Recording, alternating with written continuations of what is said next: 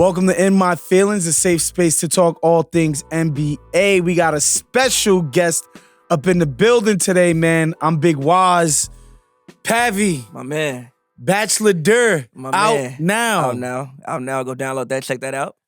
Oh, my God. Loving the album. Thank you, Happy bro. to have you on here. My man. I'm happy to be here. Yes. Happy to be here. Happy to be here. Live in the Spotify studios. Nice studios, by the way. Like the lights was out and I was walking in and started cutting on. I'm like, yo, this stayed on. Yeah, man. It's motion sensor in here. Water on tap. I ain't never seen that before.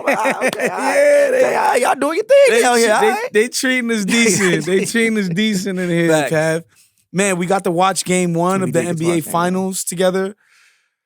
The Pacers end up winning this thing by one, damn near at the buzzer with Haliburton, man. One of the craziest finals games I've ever personally watched. I'm not going to say it's up there with the Ray Allen or anything like that, because that was like save the series or whatever. But goddamn, man, what was your biggest takeaway from game one? Some other people on OKC need to stop shooting the ball. Like they were like it was like I know Shea took 30 shots. He probably should have took 40. If he takes 40 shots, they win the game. Jalen Williams, you will crumble for this performance. That was not okay. Chet, that wasn't okay. Nembhard impressed me a lot. I think Nembhard. I mean, obviously Tyrese hit the game winner, but I feel like Nembhard probably hit one of the biggest shots of the game. Yeah, that step back three. That step back three that I did not think was going in. By the way, I thought I had no shot. But so probably the main thing I took away, like I said, was other people on OKC need to stop shooting the ball so much. So we talked about this on group chat a little bit. When like the whole season, you basically created this culture. It's like a college culture, and everybody gets to feel ownership of the offense, and everybody has a green light, and everybody plays with confidence. But now, how do you abandon that in the final? I don't think it's just abandon. It's like you got to recognize the moment, bro. You got the MVP on your squad, and it's 3 minutes left, and you trying to cling to a 4-point game lead. Get him the basketball. Yeah. Like, I don't think it's about, like, I'm not saying first quarter, you Facts. just, like, in winning time, when it's winning time, get the ball to your best player. Because they couldn't stop him. Yeah. I generally agree with that. I know everybody, especially on NBA Twitter, obsessed with Casey Wallace and Wiggins and Kenrich Williams and this role playing. And I'm like, guys, like, you can't depend on those people to take you home when it's important. It's gonna be on their 3 best players to figure things out. Chet had a really tough game. I just know obviously they don't want to put him on Siakam. So he still had a defensive impact. I just thought offensively he never got his legs under him. The whole team really didn't, honestly. Yeah. I mean, like, what they had 19 turnovers in the first half and they were up 10. That's like that. They had I think it was 6 points off turnovers in the first half. It was all dead ball, and even like you said, when they did turn it over, the Pacers were getting back. I'm like, look, like Luke Dort made 5 threes, and you could say like, oh well, Obi Toppin kind of saved them with the 5 threes as well, but like. Luke Dort was the only other source of reliable offense for this team. Yeah, and that's not going to get... Granted, I don't think it'll stay that way throughout the rest of the series. Of course. But that's not going to get it done. Like, if you depending on... I think, Luke Dort shooting 30% from 3. Yes. Coming into the game, he's shooting 30% from in 3 in the playoffs. Now, granted, he shot 41 during the season. First of all, shout out him for working on his jumper, because I remember the bubble when they was just literally leaving him. Yeah, and I'm like, shooting air ball. And I'm like, bro, if he ever gets a shot, he's going to create generational wealth for his family. Yeah. He finally got a shot. But again, if you depend on Luke Dort threes and win you a NBA Finals game, some ain't really going right. Isn't clicking. J-Dub, I feel like, again, we talk about the green light. I think he has to be the second best, most important offensive creator. I just didn't like the kinds of shots he was getting. A lot of it felt early. A lot of it felt rushed. Most of the shots were contested like a mug. Like he didn't really take no like catch and shoot. It was all off the dribble, all fadeaways, all like some of the most difficult shots in the game. Like he has to be way better than that in order for them to win this thing. Yeah, he only got 2 easy buckets that I remember. One was the dunk off the steal, and then when Hartenstein set the Gortat screen. Yes, where he was navigating the lane. That's like the only easy looks I saw him get. I think, if I'm not mistaken, that was a shot with like under 4 minutes left, where it's like I think it got blocked as soon as he shot. I'm like, bro, we can't. What, my man? What? Like, yo, dribble the ball out and pass it to Shea. Dribble the ball out and pass it to Shea. But I think he will play better. He has to play better. I don't think he can't shoot 31% again, and they expect to win. He took 19 shots. You think he should be taking more? No. I think 19 is a good enough number for Jalen Williams. Good enough. Unless he's on fire one night, 19 is a good enough number. So it's funny what with this Pacers team. Like, I've never seen a team like this. I've never like this. They're just so unconventional. Where like Siakam is definitely an all-star. Obviously, Hallie's an all-star. But like the other guys that give them big minutes and big contributions, like Neesmith, like Nembhard, or even like a TJ McConnell, who I had no respect for before last year's playoffs. Last year's playoffs, I was like, oh, this guy's like actually no, I never thought TJ McConnell. I rated TJ. I never rated TJ McConnell until last year's playoffs. I was like, okay, like this guy's actually a player. You know, Obi Toppin, just a cast off from another team. Thomas Bryant, what a 3 tonight? Yeah. Like they just get these weird contributions, and it's funny because like their superstar is the weirdest superstar that we've ever seen because he took 13 shots. He dropped. What are you about to say? Do we want to call him a superstar?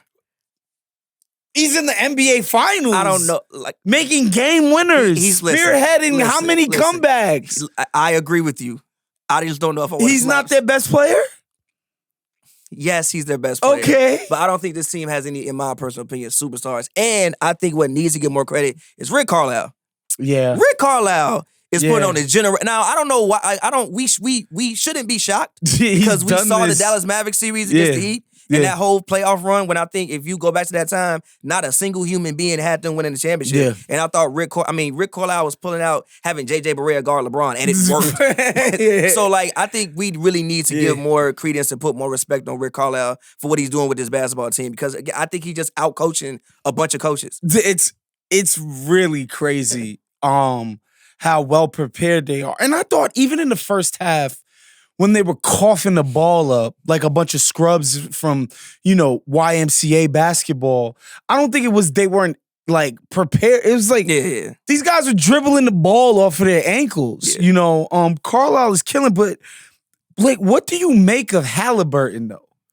Like, what are we supposed to make of this? It's really, I don't know. It's really, really interesting, right? Because it's not like he's a guy that's gonna go out there and get you like 40 points or something like that. Like, that's not what he does. I don't know what his final stat line was tonight. I'm about to pull it up. Just give me a second. But it wasn't like, I think he came close to like a triple-double, but I think the main thing that you have to say is he controlled the pace.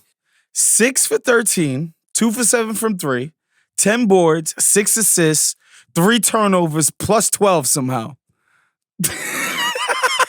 Plus 12. Plus 12. I don't. It's inexplicable, bro. I don't know. I think he does a great job of running the offense. I mean, the 3 turnovers tonight was obviously actually out of character for him. Yeah, he does not turn the ball over that much. But some of those turnovers, really, I don't think were on him. Like the Miles Turner thing when he should have caught the ball. Like he just is like, bro, you got to catch it with 2 hands. I can really only remember one where I think he legit got ripped up. Mm-hmm. The rest of them, it was like passing and things of that nature, which that people should have hung on to. But he has a great understanding. Had a block. Halliburton's he's like a good defender. He's a solid defender. And they tried to pick on him, and I don't think it really worked. No. They tried. But yeah, he has a great sense of the moment. When it's winning time, dare I say, when it's winning time, at this point in time, there's not many other people I might pick over Haliburton. Pavy, he's 6 for 7. It's nuts. To go up or tie the game within the last 90 seconds. Doesn't make sense. That's insane. Doesn't make sense. And the thing is with the Pacers team, before the game started, we were talking about the series. You like, they gonna pack them up in 5. They gonna smoke. I'm like, nah, I think they gonna give the Thunder a tough series. Have you changed your mind after game 1? Not necessarily. Okay. I mean, but I think we can at least get to 6 games.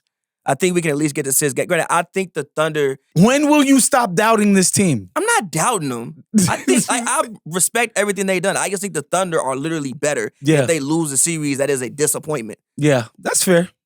Super fair. I think crazier things have happened. Sure. The way that this team is just, you said they just recognize the moment. These dudes are just not scared. Everybody, by the way.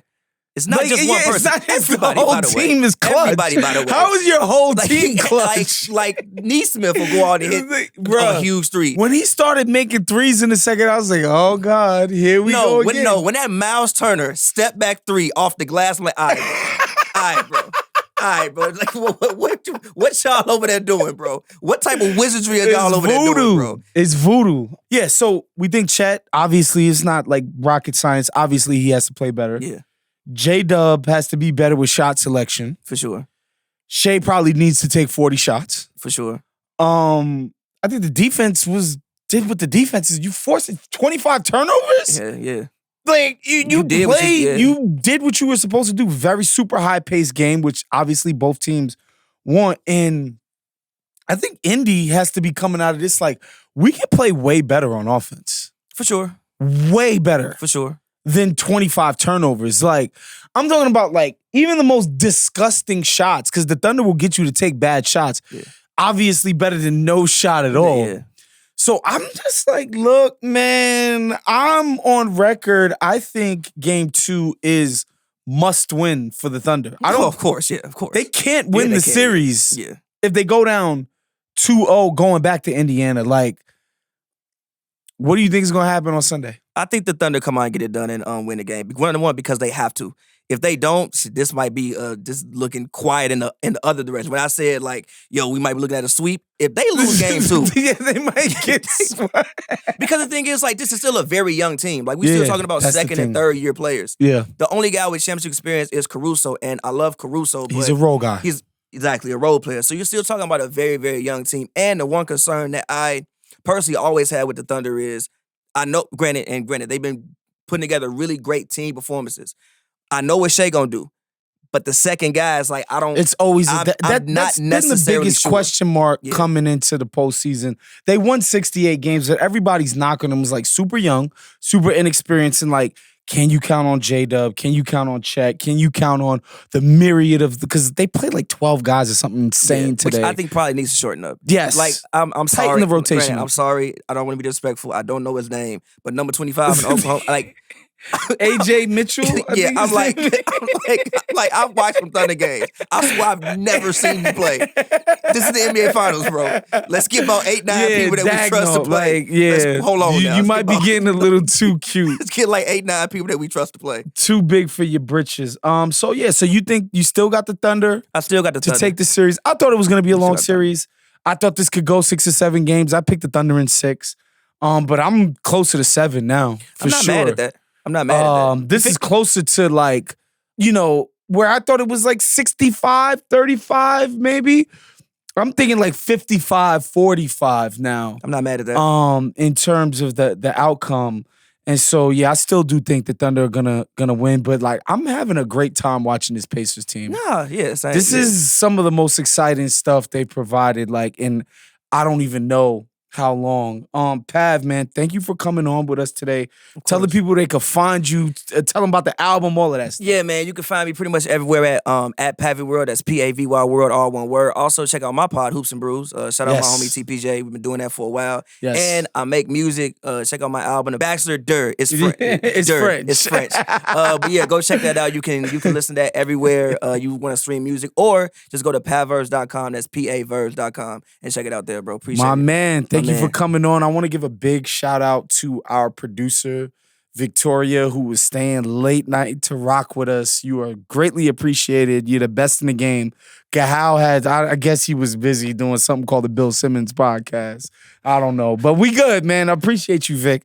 That's our show for today. Make sure you subscribe to the Ringer NBA's YouTube page. Make sure you hit the like button on this. It really helps us with the algorithm. Hit the notification bell so that you are notified each and every time we put out a brand new In My Feelings.